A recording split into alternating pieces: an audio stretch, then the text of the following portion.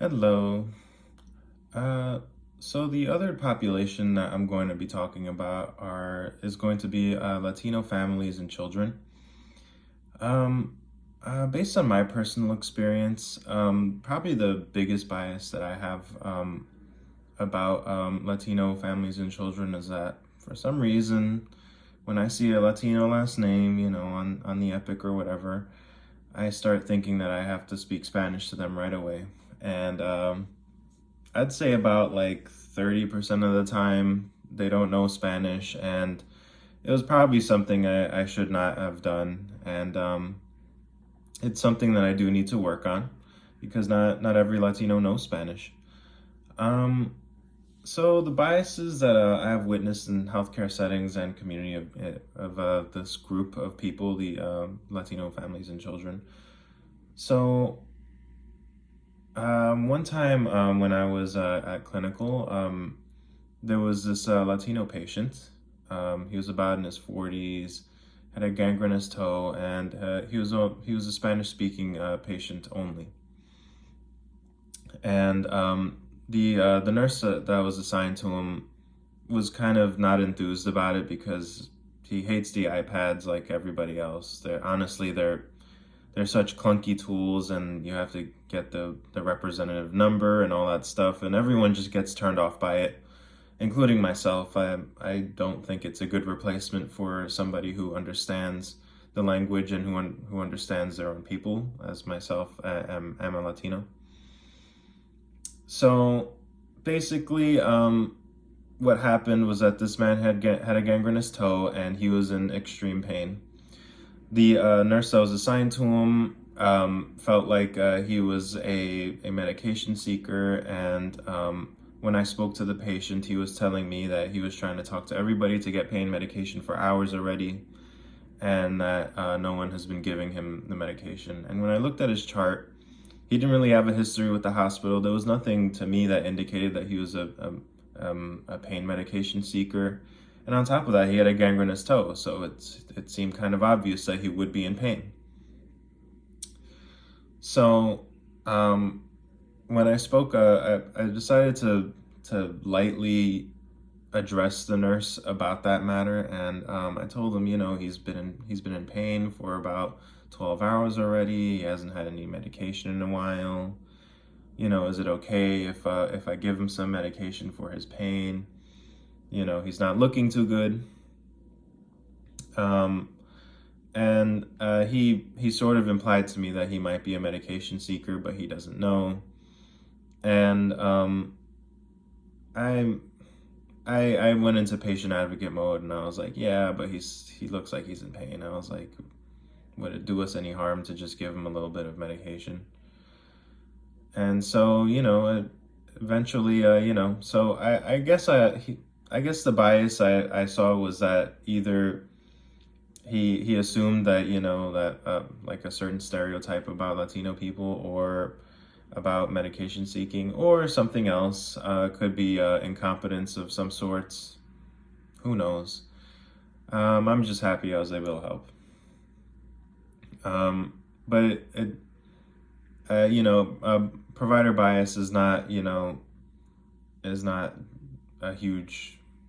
It's a big issue, but it shouldn't be punished. Like I don't think this nurse meant to do any bad, or meant to cause pain like that. So it was sort of like an innocent mistake, in my opinion.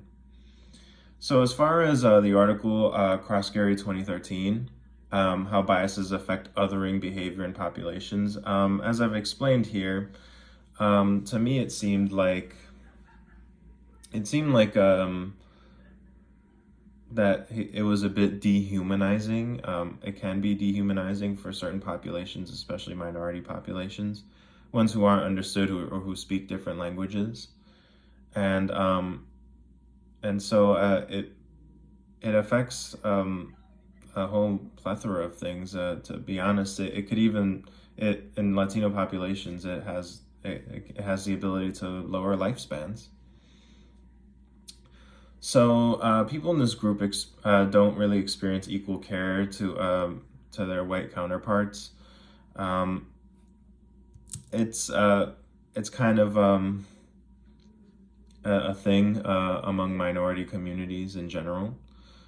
Um, so, according to Willie et al. 2015, provider bias related to stereotypes regarding minorities, competence, and behaviors contribute to reduced insulin pump usage in Black and Hispanic families. This is just one instance. I did an article about insulin type 1 diabetes in children of Latino families, and it did mention provider bias. And I wanted to just put that out there that even certain studies have identified it. So it does definitely lead to less positive outcomes on these on this entire group of people, especially if they don't know the language. If I could change the healthcare system to better meet the needs of this population, what would I change in the context of the system? To be honest, I would want more Spanish speakers, um, more Portuguese speakers, more Haitian Creole speakers, because I feel like we stopped connecting. We stopped connecting with people if we don't know the language, and because of that, it sort of defaults us into dehumanization, and and as healthcare providers, we do need to see our patients as a human and as a whole, you know, as a whole individual. Um, what training would I provide to physicians, APNs, and nurses to change their implicitly biased cognitive processes and ensure patients in typically othered group experience quality and equal healthcare? I think I think the debiasing algorithm by Croskery 2013 is a good starting point. The first step is just to bring that to the provider's attention that hey, there might be a bias going on. You know, there's a little bit of a pattern. You know, it happens, and we just want to go over that. You know, perhaps more can be done for these patients. The second step would be them becoming aware of it. They accept it. They accept that maybe perhaps they do have a bias, and it can cause sometimes emotional responses and things like that. Perhaps they go through stages of denial. The next step would be learning how to change, how the change will occur, and what strategies to come up with to prevent that.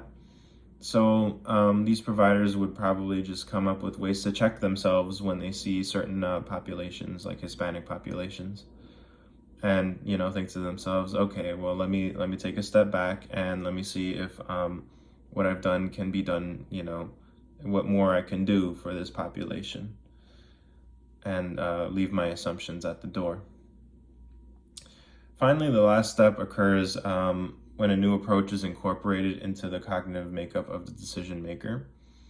So when he's making the decision, he or she is making the decision, um, they are they're like, okay, so I checked out my biases, everything seems good, and they continue on with it. And if they go through that algorithm, eventually it'll just stick and they'll be good. So I think this would help, um, you know, immensely in creating a more equitable system for everybody. And thank you very much.